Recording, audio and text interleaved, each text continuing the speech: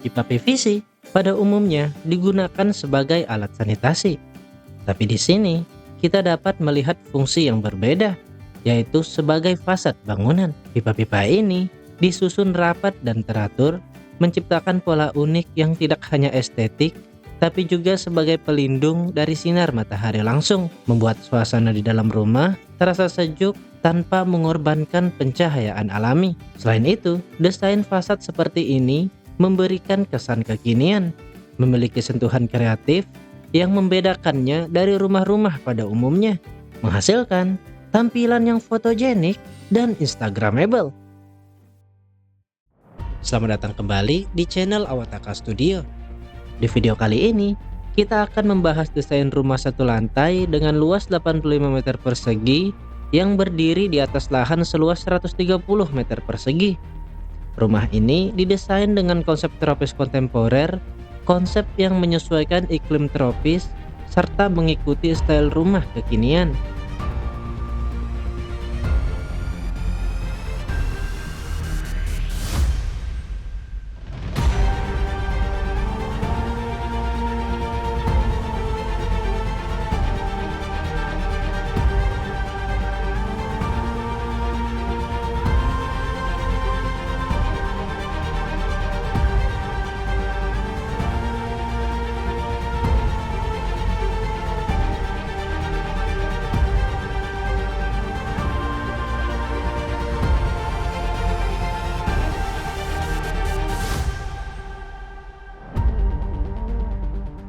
Seperti biasa, sebelum masuk kita akan bahas eksterior rumah terlebih dahulu.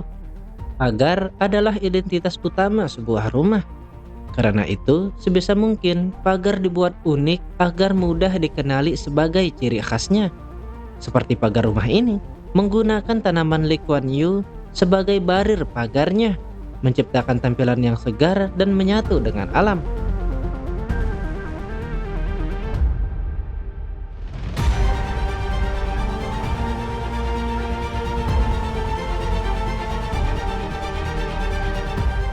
Fasad bangunan ini tampil berbeda berkat penggunaan secondary skin berbahan pipa PVC yang disusun rapi dengan pola maju dan mundur, menciptakan irama visual yang dinamis dan atraktif. Susunannya tidak dibuat monoton karena beberapa lubang pipa sengaja dibiarkan terbuka dan tertutup. Hasilnya adalah variasi tekstur yang membuat fasad lebih hidup dan berkarakter. Struktur inovatif ini ditopang oleh rangka besi beton yang kokoh, sehingga tidak hanya kuat secara konstruksi, tetapi juga memberi kesan tegas pada keseluruhan tampilan. Kehadiran secondary skin ini bukan sekedar pemanis, melainkan juga berfungsi sebagai peneduh bangunan, melindungi area dalam dari teriknya cahaya matahari. Lebih jauh lagi, permainan cahaya yang menembus lubang-lubang pipa menimbulkan bayangan estetik yang terus berubah sepanjang hari, menghasilkan nuansa visual yang berbeda setiap waktunya. Dengan kombinasi fungsi praktis dan nilai artistik, fasad ini menjelma menjadi elemen ikonik yang unik, menarik perhatian, sekaligus memperkuat identitas bangunan di tengah lingkungannya.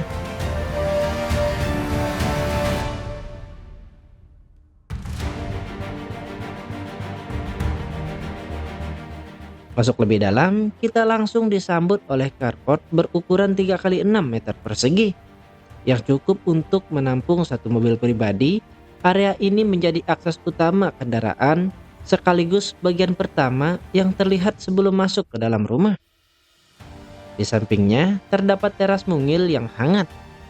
Bersebelahan dengan taman mini di bagian depan, keberadaan taman ini memberi sentuhan hijau yang menyegarkan, sekaligus mempercantik tampilan rumah. Antara taman dan teras, terdapat hamparan batu sebagai elemen pemisah. Fungsinya bukan hanya sekedar penutup tanah, tapi juga sebagai transisi yang halus dan seimbang antara ruang luar dan ruang dalam. Sehingga suasana rumah terasa lebih nyaman, alami, dan menyatu dengan lingkungan sekitar.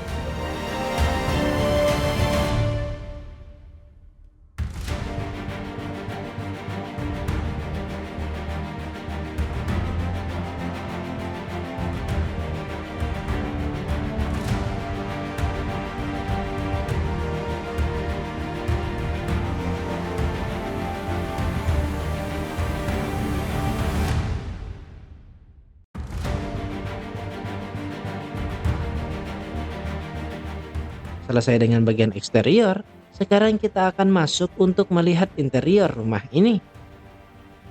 Begitu melangkah masuk, suasana langsung terasa hidup dengan tontonan MotoGP yang menjadi hiburan utama di ruang keluarga. Ruang ini ditata sesederhana mungkin, namun tetap nyaman. Di tengah terdapat sofa mini yang dipadukan dengan meja kaca di bagian tengahnya. Pemilihan furnitur yang minimalis ini bertujuan agar ruang tetap terasa lega dan tidak sesak. Di belakang sofa, terdapat lukisan dinding yang berfungsi sebagai aksesoris sekaligus pemanis ruangan.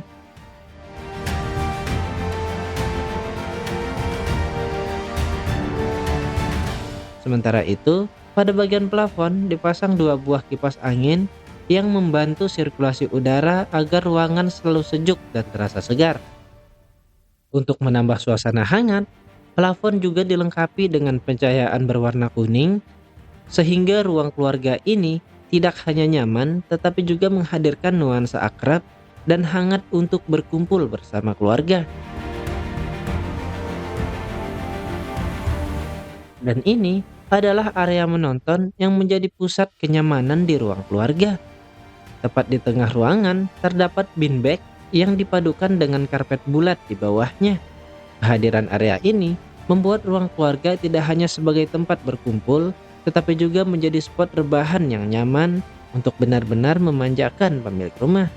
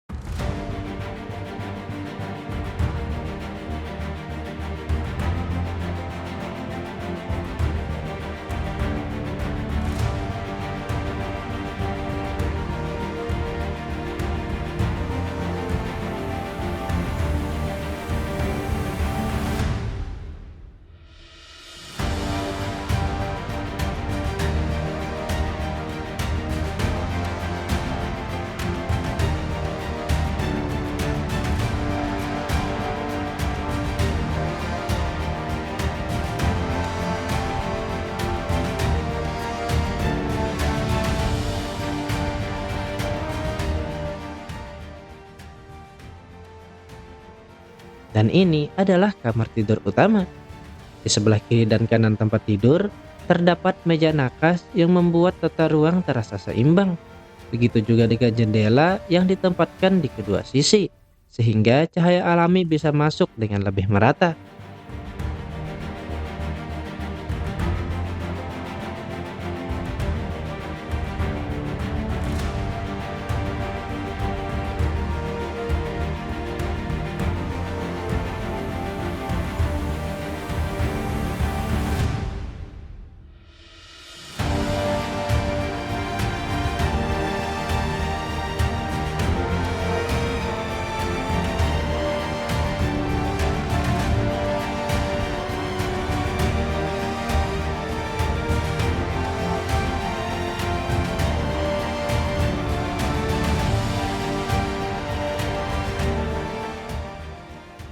Pada bagian plafon dipasang kombinasi lampu downlight, lampu gantung, serta ceiling light.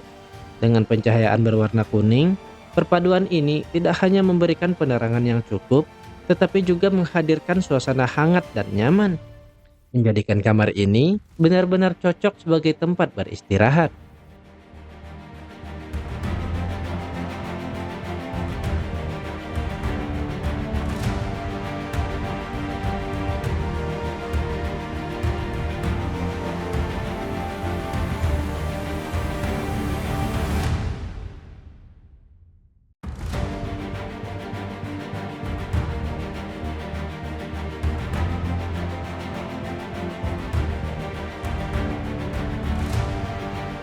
Berikutnya, kita masuk ke kamar tidur anak.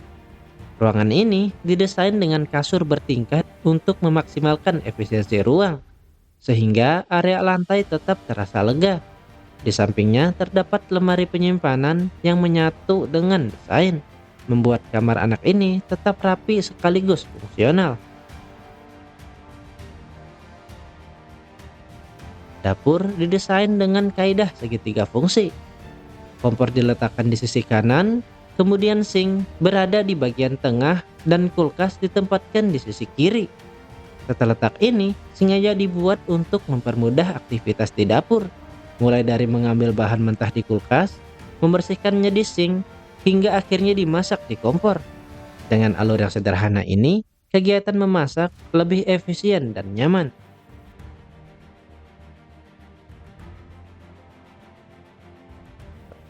Terakhir, kita masuk ke toilet. Ruangan ini dilengkapi dengan shower dan kloset duduk yang dipisahkan oleh sekat kaca agar area tetap bersih dan kering. Di samping shower, terdapat coakan pada dinding yang didesain khusus sebagai tempat sabun serta meletakkan perlengkapan mandi lainnya, sehingga ruangan tetap rapi dan praktis. Pada bagian atasnya, terdapat plafon dengan lampu LED berwarna kuning yang memberikan kesan hangat sekaligus estetik, menjadikan toilet ini tidak hanya fungsional, tapi juga terasa modern dan nyaman digunakan. Berakhir sudah pembahasan desain rumah kali ini. Saya Suhe, terima kasih sudah menonton dan sampai jumpa di video berikutnya.